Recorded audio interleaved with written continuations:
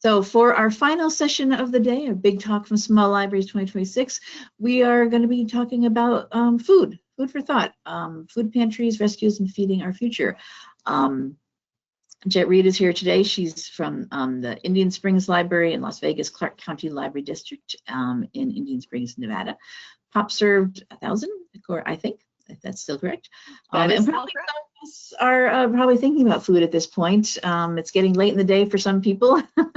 Here it's 4 p.m. Central Time. It's already, people on the East Coast might already be heading home or thinking about that. So kind of very timely to have this be our final session for the day.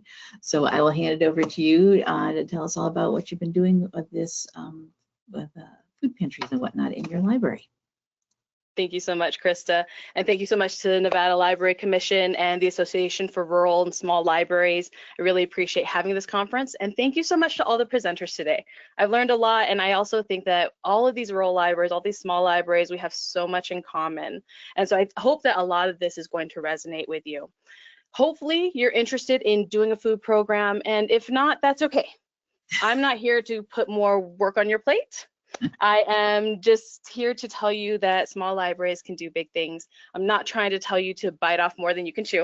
I'm gonna get all the food puns out right now. We're just going to get on with it. I do hope that you'll have some interest in food or how you can better serve your community when it comes to food. Ultimately, it is so much work, but this is probably the most impactful thing I have ever done in my career. And I hope that if you follow us and you do the same thing, that you also have that same feeling with it. Hi, everyone. My name, well, the government knows me as Marie Elena Reed. I don't think anybody actually calls me that, not even my mother. Everyone just calls me Jett. I am the branch manager for the Indian Springs Library. I've been in libraries for 22 years. The first 7 years of that was working in larger metropolitan libraries in Las Vegas. And then my last 15 years have been in smaller rural libraries. I've been out here in Indian Springs for about 12 years now. And we're a super small library ourselves, but we are part of a larger Las Vegas Clark County Library District, also known as the Library District. We have 25 total branches. About half of those would be considered small branches or smaller staff, 1 to 5 staff. For our location in particular, when I first started here, it was myself and a part-timer, and now it's myself and 2 part-timers. So we're a total of 3. We are a public library, and our population is about 1,000 people. They're spread out over about a mile-by-mile area. And my email address is on the screen. Please feel free to take that down. I know we're at the very end of the day. It's been a ton of really great information. You are absolutely welcome to reach out to me for anything. If you need me to reiterate things, if you missed things in the presentation, I would love to talk to you about this because I could literally talk about it all day. I do know that Krista is moderating the chat. You're welcome to throw in your questions as we go. Krista, you're welcome to pop in with those questions. I also built in a Q&A at the very end, so whatever's easiest for everybody. Okay, great. All right, so the game plan for today, I'm going to be talking to you about some food programs that we've done here in the library, under the library umbrella, things that we've created stats for. We're going to be talking about some other options, some food programs that we've interacted with within our community, things that came up. I did include some considerations and some resources to get you started, and then of course the Q&A at the end. Of course, there are always caveats. First of all, I was born and raised in Southern Nevada, and I've only ever done food rescue in Southern Nevada. Working in small libraries, I know that there's a ton of diversity just here in Southern Nevada, and I can only imagine what you all are facing as differences and constraints in who you serve. And so I'm trying to give you all the information for us, so maybe it's a little bit of a case study for you. For us here in Southern Nevada, our major food bank is 3 Square Food Bank. And so as I go through these following slides, you're going to hear about a lot of nonprofits and 501c3s that we worked with, but they are all partners with this larger food bank. So that might be something to take into consideration if you're going in and you're starting your own food bank. Is there a major food bank that services your area, your municipality, your county, your state, etc.? So Indian Springs is located, I always tell people we're about 45 minutes outside of Las Vegas, depending upon where you are, 45 miles. That of course is assuming that you're kind of in the center of town. It can take anywhere from 30 minutes to 60 minutes on average to get to things in Las Vegas. Our nearest grocery store is about 30 minutes away. We're a super small community. I told you we're 1,000 people. If you look down and to the left, you'll see a little town called Pahrump. Pahrump is actually a population of 45,000, and just about any organization from Las Vegas will absolutely drive over to Pahrump, but it's so hard to get any services out here. So if somebody's air conditioning breaks down, they can call around all over Las Vegas, and you may or may not get somebody who's willing to come out, even though we're a lot closer. In terms of amenities, we have a K through 12 school. A Family Dollar, if you don't know what Family Dollar is, it's just a small kind of grocery store, has a lot of the little knickknacks that you need at home, but there's no real fresh food there.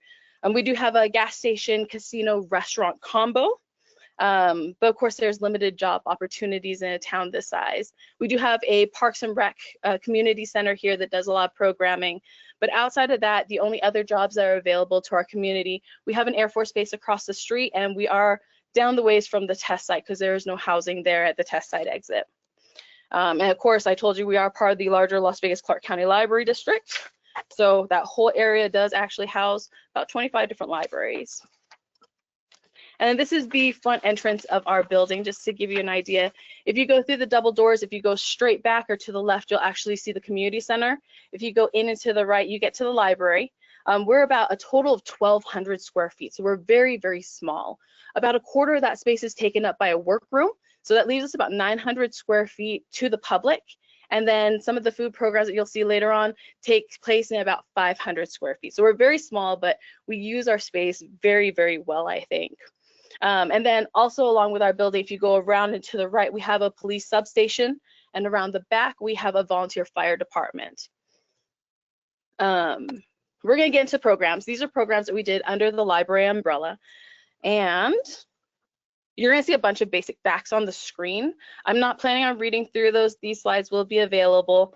Again, if you have any questions, I'm happy to answer those. But my goal is to actually tell you stories, because I think that's where the impact really comes from. That's where that heartfelt, when you're doing the hard work, that's where all the feedback comes from. It hits that heart work. So we've actually been doing food programming since October 2017. We originally started by serving kids lunches, and this was a big moment for us. Our library district has some very strict rules about what we could feed kids, and it was pretty much that we couldn't. And in the summers, I would show up at like 9:30 to get started on my day. We didn't open until 11. And in the summers, I'd have this kid who was just sitting on the lawn first thing in the morning, hanging out. I come in, I say, hey, bud, we're not open for another hour and a half. You're absolutely welcome to go over to the park, wherever the case is. We'll see you in a little bit. He goes, okay, I'm just going to be waiting here. And he would wait there until 11. And when we opened up, we would invite him in. He'd come up to the desk, tell us something exciting about his day, and then he would ask if he could please get on the computer. He would get on the computer and he would sit there until 6:45 in the evening. That's 15 minutes before we close and when our computer shut down. And this kid would come in, he wouldn't bring a lunch. He would end up going over to the water fountain and drink a lot. And every once in a while, he'd be like, I'm so hungry. Of course, we couldn't feed him. And we told him, we wish we could, but we couldn't, because if he had an allergic reaction or something, there wasn't anything we could do. We'd offer, hey, do you want to call your mom? Do you want to call your dad? Do you want to see if somebody wants to bring a lunch? Why don't you bring a lunch? And it was always like, no, I'm okay. He just kind of pushed that question off to the side. It was just kind of a really heartbreaking moment, because you would see this every Tuesday, Wednesday, and Thursday. This kid would show up first thing in the morning, and then he would leave 15 minutes before we left. And so this was actually a partnership with 3 Square from the library district as a whole. And we were so happy to have this because it's allergen friendly. So there's no nuts. All the dairy is separate. There's a full menu. 3 Square actually has a registered dietitian, so they can make sure that everything's good for the kids. They have an executive chef, so they can follow the state and USDA standards that are required for the program. Depending upon the day, we can serve anywhere from 0 kids to almost 30 of them. In the past couple of months, we actually had a grand reopening of a park behind the building, and with that, our kids' lunch attendance has absolutely ballooned. To date, we've served about 9,500 meals. and that's over the past 8 years and change.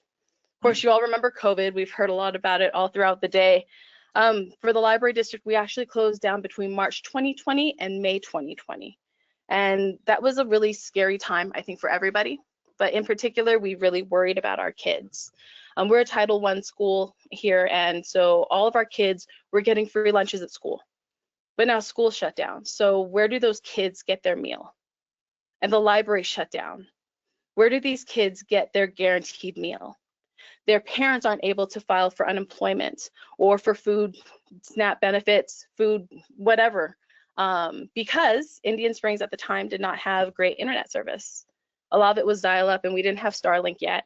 Most people are coming into the library to get on the internet. And if the library's closed, what do you do? We were fortunate enough to still be in contact with our 3 Square representative, and we worked with our library administration. And so my coworker and I would trade off. We would come in for 2 hours a day, and we were handing out lunches out that front door. And we at one point we ran out of meals, and I'm calling up all the other library branch managers and saying, do you have shelf stables on your shelf? Are you willing to go get them? I will meet you. I will come pick them up, and we'll hand them out. Over the 2 months, we ended up handing out 341 meals. In the picture there, I just wanted to show you, kind of give you an idea of what that is. That's 120 meals in a two-door hatchback, and they all fit. It comes with the milk, it comes with the grains, it comes with a vegetable. Sometimes, and the milk is your dairy, has a little bit of everything. The kids don't have to eat it all. We have a share shelf that they can leave stuff at and take stuff for later. So there's always food available for the kids. We were so grateful to be working with an organization that's on board with the same big mission that we had. Of course, COVID shut down a lot of things. And for us, for the Las Vegas area, for the Clark County area, once everything started to reopen, we had a lot of emergency food pantries that came up. And these were all through 3 Square. We did a lot of, oh, I'm sorry, I went too far. So we had all these food rescues that came up, and people could drive up. They would pop their trunks, and there would be somebody there who would put a box of produce and usually some shelf stables, and then they kind of drive off. So it was very hands-free. And at one point we had one of these groups come up to Indian Springs, but they required to have 200 people in attendance in order to regularly do this. And unfortunately for Indian Springs, I don't know if we didn't get the word out. I don't know if there's a lot of stigma around food needs. There's a ton of different reasoning as to why we didn't hit that 200. But unfortunately, we only got the one visit from them. While they were here, I actually went out and chatted with them. It turns out that this was in partnership. This food that came up to Indian Springs was in partnership with the Culinary Academy of Las Vegas. Culinary Academy of Las Vegas is one of the major training academies here in Las Vegas for entry into our hospitality and food industry. So if you're looking at the casinos, you're looking at a lot of, well, at the time, a lot of buffets, a lot of cafes, a lot of hospitality training, cook training, chef training, baking training, and the Culinary Academy was doing that. And in order to train their students, they were actually going out and doing catering. Well, during COVID, you can't exactly go out and do catering. So instead, they transitioned to what you see in the picture, these 9 by 13 inch pans. And folks could, seniors could sign up for the meals. They take it home, and it was usually something like a serving of 4, which for a lot of our seniors, that was lasting almost the whole week. Some of the different meal options, because it wasn't just the same thing all the time. They had beef shepherd's pie, teriyaki chicken, chicken sausage gumbo, roast turkey and gravy, Italian sausage and pasta with peppers and onions. So we were so grateful to be able to sign up for this, have our seniors sign up. I would go pick up the meals early in the morning, bring them into the branch to call up our seniors. Once I got in, they would come pick it up. And then we just have maybe 4 or 5 meals remaining that we would store in our fridge, and we could hand them out to folks if they came later, or if they said they weren't going to be able to make it, we could give it away to folks in our community. During that time, we actually served 1,319 pans of food. That program did end in April 2022 because funding was done and things were starting to open up. But of course, we all know that even though things were opening up, not a lot of people felt safe. I actually had COVID towards the beginning there. It probably took me about 3 months to finally bounce back and be able to breathe again and to be able to really function. And I think that was kind of scary for our seniors because they didn't have, this is the example that they saw and they said, oh no, I don't want to get that. Also for a lot of our seniors, we had seniors who weren't interacting socially. A lot of the things that they normally did was no longer there. They had family members who were just buying groceries and dropping them off to them, but not interacting, not sitting down and having that conversation. And so we really wanted to make sure that our seniors were still being checked in on at the end of that program. And so we mentioned this to one of our locals because we want to make sure that we were still able to check in on our seniors. And she actually reached out and she was finding other charities that would be willing to work with us. For our senior pantry, it was Lighthouse Charities as a 501c3, and they do work with 3 Square. And so what they did was they took the signage. We were able to transition all of our seniors over from the meals into this pantry. They would supply all the food, and we had a volunteer who would go down and drive, pick it up, bring it up here, help us unload, and then my staff and I would end up divvying this out to people. We were very fortunate at the time. As everything was reopening, we actually have a Masonic Lodge here. And a lot of our Masonic Lodge people were like, we want to be involved in the community. How do we help? And they started to do the pickup. So it took a lot of the weight off of our volunteers. They would drive up, they would deliver the food, and then they would go and work on their Masonic Lodge. We're very grateful. And obviously, when you kind of look at the dates, May 2022 to October 22, you kind of realize like, oh, that wasn't very long though. It was only 6 months. We did serve over 1,200 seniors, but at the time, come October 2022, Indian Springs actually got our own food pantry, and we're very grateful to have that opportunity for our community as a whole. But also, my staff and I were concerned about our seniors. Still, 2022, things were open, but not really open, I think. And so we ended up talking to some of the organizers, and we said, you know, we're grateful that this pantry is here, but what do we do? You know, how do we continue to offer this service on this level to our seniors? So we're going to switch gears for just a moment. We ended up going from a pantry to a rescue. And maybe this jargon is only Southern Nevada, maybe this jargon is only Indian Springs, but this is kind of the language that we've picked up that I want to share with you so you fully understand what I'm talking about. Obviously, pantries are usually the shelf stables. They tend to be more restrictive. When we originally, at one point, one of our churches was doing a pantry, and people would have to show their proof of residency, proof of income, things like that. And so there were a lot of barriers to entry. Versus something like we were moving to this rescue. Rescue foods are things that are going to be expiring soon. They're not expired yet, but there's that meat that's, you know, it should probably be cooked today or tomorrow in order to still be good. Opened and damaged packaging. So maybe it's that box of Eggos and the box itself is torn open, but the plastic inside is still sealed. Think about the bag of oranges at the store. Maybe one of those oranges is super mashed, but the rest still look really good. You've seen those ads on Instagram, on Facebook for Misfits, things like that, things that aren't necessarily pretty, but still very edible. And we were in this process of moving to a rescue. We were doing a lot more fresh options. But of course, this food rescue came up. And this was with Celestial Manna. And Celestial Manna said, we've got this food grocery pickup thing. Are you interested? And I said, I'd love to. But at the time, it was only myself and my part-timer.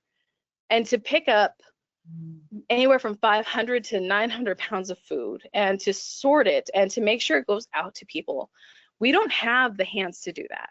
We're not able to do it. Luckily, at the time, we actually had a homeschool group that was meeting up. We had a couple of really large families. We had a couple of smaller families, but we had a ton of older teens attending this every week homeschool meetup. And they said, we'll do it. We'll volunteer, we'll serve our community. And I said, really? Yeah. So we ended up designing this whole food rescue program with our homeschool, jumping in to help unload, to help serve the community. And we came up with this food rescue. So since November 2022, we have been doing this food rescue program. And one of my favorite things is it's available to everyone.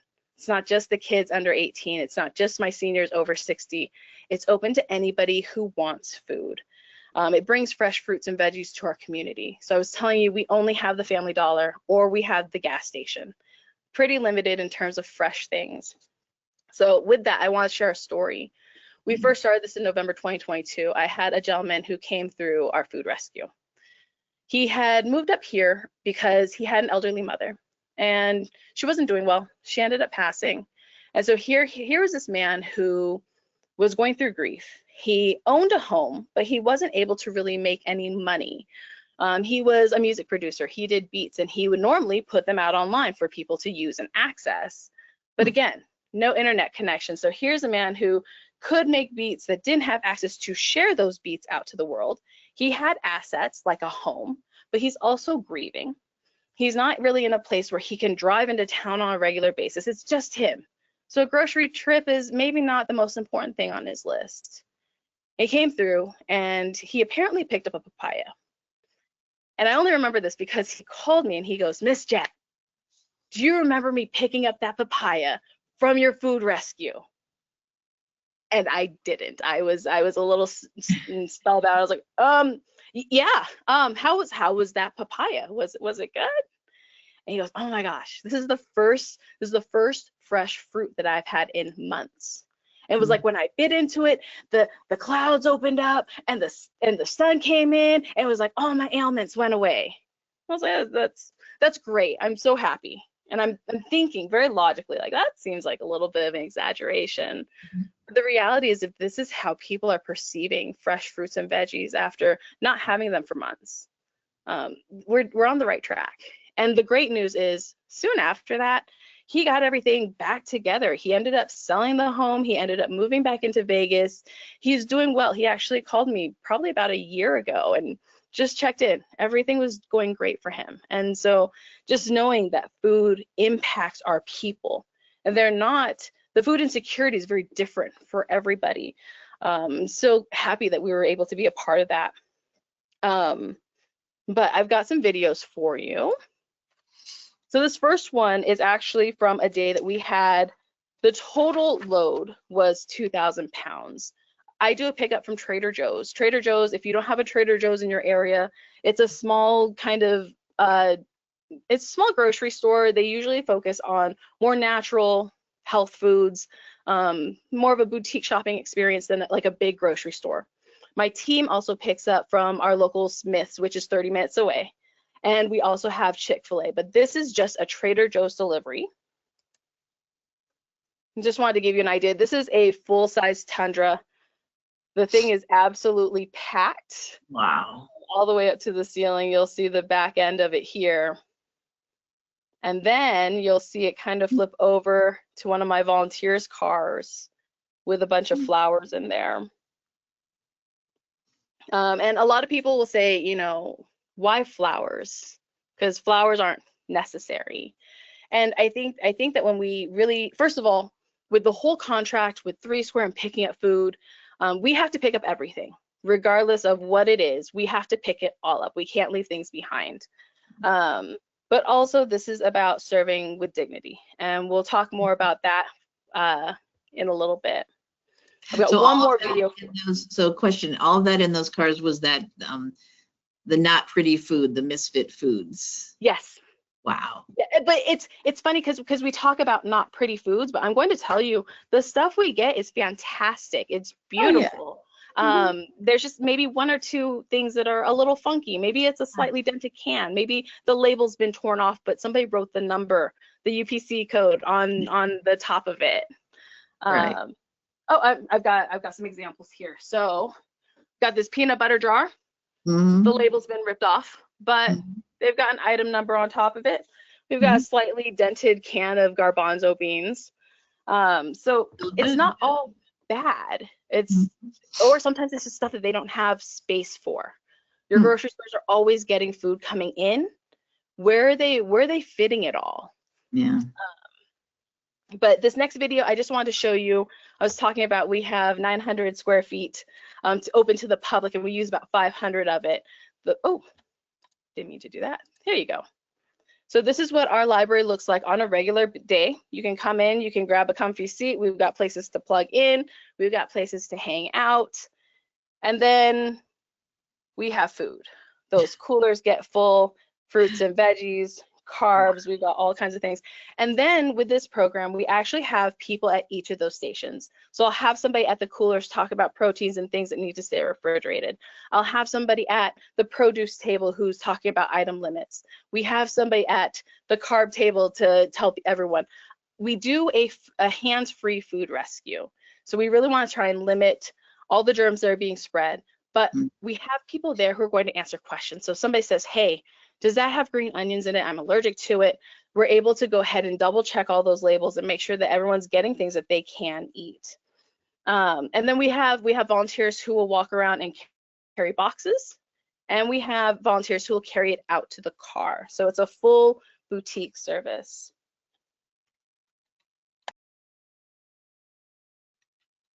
So there's always goals with, I think, every single program. But for us, we had some major goals for us.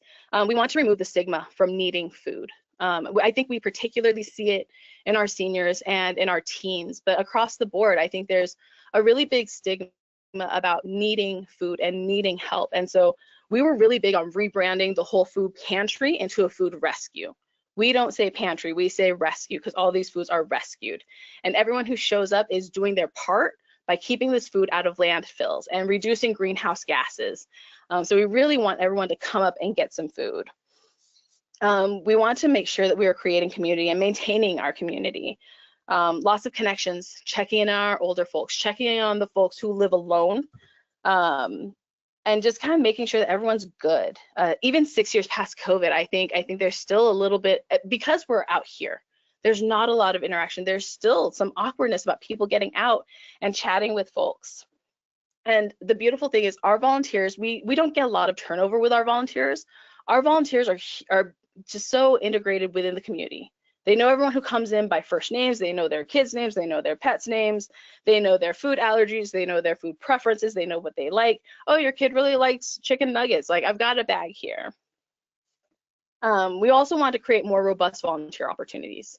So it's talking about, we've only got the couple of stores, a couple of locations, or you're working on the Air Force Base, or hopefully you have a car and you get in on the test site. But if you're a student who's graduating from our K through 12 school, what skills do you have that make an employer want to sit down on interview and want to hire you? And so we created this super robust program where we're teaching these kids hard and soft skills. We're teaching them merchandising, we're teaching them retailing. They're learning how to sort things, but they're also having these conversations because they are running some of these stations. They are having conversations with people, asking them how they are, and then letting them know about those item limits. And then we wanted to continue to remove barriers. With this program, I think we're still removing a lot of the barriers that people don't think about. If a lot of the pantries here were requiring proof of address, proof of income, things like that. And with us, it's all self-reported. So you can come in, you can tell me, hey, my name's John Smith. I've got 12 people in my household, and I'm gonna give you a fake phone number. And that's great, that's fine. We just need a count for us. Excuse for just one moment. It's what happens when you work in a small branch. And with this, I told you that we had a food pantry here. Our food pantry here in Indian Springs is only open twice a month. And it's only open for 2 hours every single time it's there. And it serves over 100 people every single time. If you are less mobile, if you're a person with a disability, if you're unable to carry your box while you're shopping, if you're unable to get in there quickly enough, how are you getting all the things that you want? And so we wanted to make sure that everyone that was coming in was really being served with dignity. You guys saw that sort of space, about 500 square feet. It is ADA accessible. And so we have staff who carry the box. So folks can look at things, folks can point at things, folks can ask questions, and just have a really great experience, along with taking home flowers, because I'm always surprised, but I shouldn't be, about how impactful receiving flowers are. People displaying flowers in their home. It just brings that extra little bit of joy to everything. Just to give you an idea, to date, we have served over 14,600 people with this program. I want to talk about some other food programs, things that we didn't necessarily bring here, But we did interact with, and just to kind of give you some ideas, if you're looking at starting a food program or expanding a food program, one of the things that we did have for a while was our carb cart, and that started in November 2023. It did end early last year. This was in partnership with Celestial Manna and with our Parks and Rec Community Center.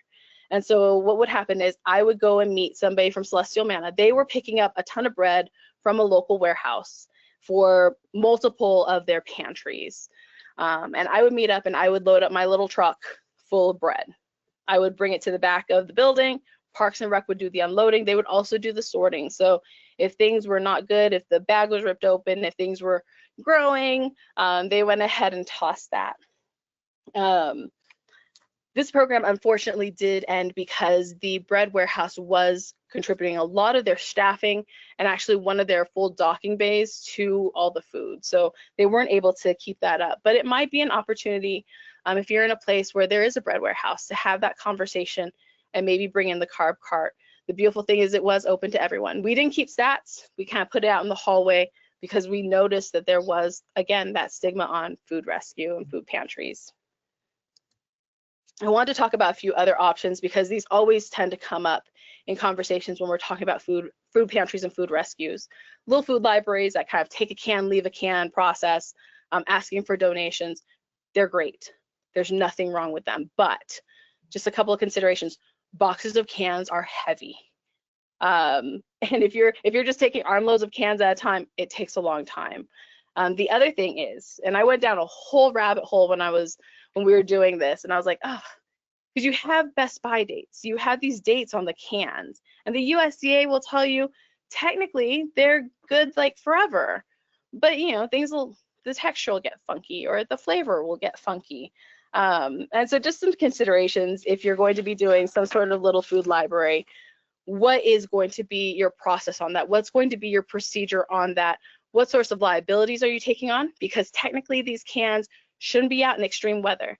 I'm in the desert, it gets 115, 120 out there. Where are people storing their cans? And what sorts of liabilities are you taking on if you're housing this little food library? Excuse me. And then I want to talk about other food pantries, rescues, and 501c3s who would potentially partner with you. I had a childhood friend and she works for a group called Helping Hands of Vegas Valley. They serve seniors in the Clark County area and they do non-perishables, frozen items. They do a recipe card so the seniors know how to cook this and a meal to put together. And the special thing they offer is actually paper products, paper towels, Kleenex, tissues, toilet paper, all of that. The seniors can actually sign up and get this program. They actually, because of my relationship with my childhood best friend, they came out and they had a chat with us. And unfortunately, we weren't able to take it on because we just didn't have the space. When we consider 60 to 80 seniors were signing up for our original senior pantry, if 60 to 80 seniors don't come up for all their paper goods, where am I putting that? If 60 to 80 seniors don't come up for their frozen stuff, where am I putting that? And at the time, we just weren't able to take that on. And so sometimes you do have to say no to programs, but I also, for us, we were able to point them over to our community center, over to Parks and Rec. So the program is still operating here in Indian Springs. So there's a lot of connections that can always be made. I wanted to talk about some considerations. I actually talked to my team.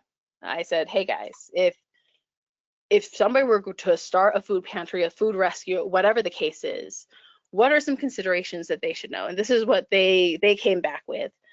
First of all, sustainability, staffing, mental health. Do you have enough staff? How are you transporting this? Who's paying for the gas? We're fortunate that we're part of a larger library district and library system, and we get that mileage reimbursement. But the reality is those trucks that we're driving are not cheap on gas. It was a pretty penny for sure. Storage. Where do you put all this food and how are you going to keep your perishables safe for folks? We were fortunate enough that our community actually came together and everyone had a cooler sitting in their storage in their shed that they weren't using.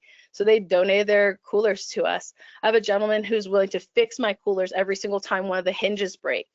We have our volunteer fire department who says, yeah, every Saturday you guys can come down and empty out our ice machine because it keeps the ice fresh, but also it keeps your food good. So please consider storage. We were also fortunate enough to get a deep freezer that we can put all of our stuff in. Procedures. Create a living document with full procedures to ensure fairness. We all know small towns. We all know, and this isn't just your staff. This might be your volunteers. This might be your community members who are coming up. But maybe somebody's got beef with somebody else. And if you have procedures, you can always refer back to it. Liabilities, expiration dates, best buy dates, who's checking, when are they checking? Because that takes a long time. And if it's not within view, if you have a little food library that's set off to the side, people are taking and leaving things all the time. That means that your staff has to go through all of those every single time. It is a ton of time. And do you have time to send your staff over to do that? Responsibilities. What's the chain of command? What happens when somebody's on vacation? I know that with our food program, it's a lot of work. And so when one of us is gone, it takes a lot to kind of make up for that. We're fortunate, again, to be part of a larger library system where we can have somebody come out and help cover. We do have people from other branches who like to come out and see what we do. Physical intensity. Some programs can be a ton of work. For us, these pantries are a lot of work. My staff and I are regularly picking up 50-pound boxes. But just an example here, the Las Vegas library, some of them actually have 3 Square come out. And 3 Square will do almost all the work. So they bring their van down, they bring all the food down, they lay it out. They really only require a staff facilitator just to make sure everything's good. So there are so many different types of programs that you can find, that you can build, that meet your team's needs and meet your needs. I'm fortunate enough to have a team that's very honest with each other. We have days where one of us will come in and say, hey, my back is out today. And the other 2 absolutely will jump in. Build that communication. And what are you going to do with the excess? For us, the way that our program works is we start at, our first person's in at 11:30, and then the last person in for that first round is at 2:25. At 2:30, my staff get to clock out for their half-hour lunch, and then we reopen. So folks who need extra food, folks who are really looking for whatever. At one point, we had like 13 pallets of strawberries. If people are coming back because they just want strawberries, they get to come back between that 3 and 3:30 time slot. I'm gonna be honest with you, I don't think anything actually lasts until 3:30. Most of our stuff is probably gone the first 10 to 15 minutes. And then of course, there's all the stuff that's not really fit for human consumption. We're talking about that bag of oranges where that one is really mashed. We'll set that aside. We have some local farmers and ranchers who will come and pick it up. So it's not extra work on our end to do it. They'll come and pick it up. We just make sure it's packed neatly in a box. And of course, lastly, be prepared for surprises. We've done a lot of dementia training. We've done a lot of homelessness training. Ryan Dow was a great starting point. I know a lot of libraries have subscriptions to his trainings, but we also have a local dementia group that came out and did some training for us, especially as we were serving some of our older population. Being able to phrase things in a way that wasn't too much for them, that wasn't overwhelming for them, was so important. And then lastly, for the leaders, I want to focus on the word leaders. This isn't just about management. Management is absolutely leaders, but you have leaders within your teams. And a lot of times they're willing to jump in, they're willing to do a lot of things for you. These food programs, they have to be a passion project. And I can't stress that enough. People tend to depend on these in a really, really big way. Our bread program ended over a year ago, and I still get people calling going, is there still a carb cart in the hallway? Because even though people aren't necessarily actively using it, it sticks in their head as a resource they can always go back to. And so I think it's so important to know that this is a passion project that needs to continue on. And we'll talk about that more in terms of an update with the procedures manual in a little bit. But I just want to, that's the biggest thing for me. Because I told you, this is probably the most impactful thing I've ever done in my career. Negativity is contagious, and it comes from the weirdest places. Probably a couple months ago, we had a huge load of food. It was over 2,000 pounds of food. And with that, a lot of our folks were waiting for a lot longer. And it didn't seem like a big deal at the time. My staff and I obviously carry boxes out to people's cars. And every time we'd walk out, there were a couple of folks in the lobby that would just be like, oh, how long is this going to take? How much longer do I have to wait? How many people are ahead of us?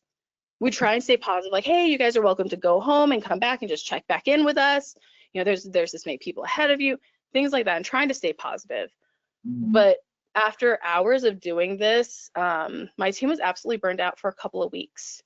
And so with that negativity, what are you doing to kind of lift everybody back up? Obviously, build your networks. I think we've heard that all day, honestly, about how important it is, not only with your partners, but with your community, with your friends. You'd be surprised where all these resources come from. And of course, be aware of burnout and compassion fatigue.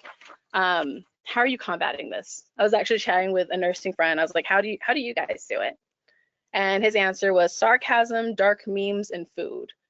Food is definitely a huge part for us. I get that, yep. We're workers, so we do still have to be careful about what we're putting out there. But this is where your leaders come in. Your leaders are going to create a safe space for your team. And when I say your team, I mean your staff, your volunteers, your people, to have a little bit of event session, but also to turn that around. Like, what are we going to do to solve this? And I'm going to tell you, so many solutions come from my team. I'll think about it all weekend. It doesn't mean anything. They're the ones that are coming back and going, hey, what if we did this? I love seeing that and being able to kind of set that tone of like, what do we do to turn this around? And then, of course, build your programs. These programs are staff intensive. They can be, or maybe they're not, depending upon how you do your own food program. For us, it's very intensive. It takes up our entire Saturday. We build in breaks, we build in off times, and we try to make sure there's some sort of backup. If somebody's out sick, absolutely take your time off, stay home, relax, feel better, and by the way, drink some water, which is probably the hardest thing for a lot of my volunteers. Update and create a procedures manual. I would recommend starting with that. Your first procedures manual is not going to actually reflect what you do, because once you get in there, things are going to change, but it has to be updated. And with that, it becomes a training document, it becomes an onboarding, it becomes an orientation document. And it also builds this kind of backbone, because there are times when I know my staff, my volunteers are just a little burnt out with something. I go, hold on, let's go back to our procedures manual. What's the goal of this? We're not here to, yes, food insecurity is a big part of it, but that's not it. We're here to keep food out of landfills. We're here to reduce greenhouse gases. And so when people don't seem like they need it, that's okay. We're not here to serve that. So this procedures manual really covers a huge umbrella of things. MOUs, written agreements of expectations. I think, especially when you have partners, having that sort of layout of what are you each fulfilling? What are you each doing? How are you communicating? Also, the great thing about creating this document is you're building a way for people to come in and for people to leave. So if your staff is going to be promoted or to go to a big branch or whatever the case is, this is the process and this is how somebody else comes in, because these are passion projects. We're here to serve our communities and we're here to continue this and feed everybody. And lastly, of course, build with your team. This leadership, at least for us, is so widespread. Yes, I'm the branch manager, and my team, I think, knows when they need to ask something, but they're also empowered to make decisions because they know the bigger mission of everything that we do. And they feel confident in making those decisions because they're in the best interest of us, they're in the best interest of our community, they're in the best interest of our volunteers. And it allows my team to impact morale. If I'm the only one who's setting the tone and I have a bad day, it's really going to impact everyone. And so having my team be able to step up and to go, no, what if we did this? It's a big 180 sometimes. And then some resources for you all on how to get started. If you don't already do a food program, talk to other food pantries. Find out how they're getting started. Find out if there's a big contact that you should be reaching out to get things started, and figure out what sorts of paperwork, partnerships, if any. And chat with your grocery store and your local fast food restaurants if you have them. Your grocery stores, as I was telling you, there's always food coming in. What are they doing with the excess? Because it's not all bad, it's not all ugly. Sometimes they just don't have space for it and they need to cycle out the old stuff. And local fast food places, Your fast food places are frying things in batches. So for us, we get Chick-fil-A once a week. Chick-fil-A fries everything in batches, and they can only keep it under that heat lamp for so long. What happens to that food afterwards? We're fortunate enough that Chick-fil-A will actually bag it up and throw it in their freezer. We get to pick it up once a week. We throw it into our deep freezer, and we get to hand it out to our community on Saturdays. We're very glad to have that with them. So little libraries can do big things. Food insecurity impacts libraries on such a massive scale. A lot of our folks who were coming in, especially our unhoused folks, were a little bit more erratic, which is completely understandable because where are they getting their next meal? And when they can come in here and they can get food and they can realize like, okay, my food is handled, what am I thinking about next? I had a lady who was living out in the desert for a very long time, and she would come in, she would get food. And that seemed to set her on a great path because then she could start thinking about her housing. And she got her housing settled. And now she's working as like a park ranger doing environmental stuff. And I love seeing the impact of food. And it takes so long, but just knowing that somebody has this one thing taken care of. And we see a different crowd that comes in for our Saturday food that we wouldn't normally see on a regular library day. And it allows them to come in and see all the other resources we have. Oh, you guys have video games? Yeah, we have video games. Come and get your library card. You guys have a tiny art show happening? Like, yeah, you want a canvas? You know, even Narcan and fentanyl test strips. Just people learning about all the other services that we have. I think we've heard this all day though. You don't have to build it big. You can start small. And things tend to fall into place. I think that this is almost kind of a fairy tale with the way everything came together. The right people in the right places and the right vehicles and the right level of dedication. And so you can let it grow organically and it'll happen. So my email is on the screen. I am happy to answer any questions that you may have. I know it's the end of the day, and if you don't want to, that's okay. You can email me. Happy to answer those. Absolutely. Yes, please do. Anyone who wants to ask anything, ask Jett anything, type in the question section. If you want to share what you've done, if you've done any of this kind of food sharing, food rescue, food pantries in your library or your community, let us know what you've done. This is you're right. This is definitely an important thing. People don't, lots of libraries have done food programs, how to cook. What's another thing? Spices, sharing spices, or focusing on a spice thing, and it's just getting the actual food into people's hands is just such a important thing. And the fact that you can do it so it seems easily. I mean, you said everything just kind of fell into place, and that does happen sometimes. And like with so many of the presentations and people we've heard from, you just have to ask. Make the ask to someone, just see, they could say no. You may ask your local restaurant, it's not Chick-fil-A, someone else, and they could say, oh no, we don't have anything. No, I'll go on to the next one. It's okay. There's somewhere else that we could possibly, but you just never know when it will work. So, and I have to give a little bit of a plug. One of my staff, she went to culinary school. She's a chef. And so every time somebody's like, how do I cook this eggplant? I'm like, hey, come over here and talk to them. Tap on your staff. I'm going to tell you, I don't have any food training. I cook for myself. And so being able to bring in those outside resources, and maybe they end up becoming your staff, is huge and so important. You never know what kind of hidden skills people have. I think all librarians have other skills. So many of us fell into the job. Oh yeah, the whole accidental librarianship. That's a theme today. Yes, definitely. So.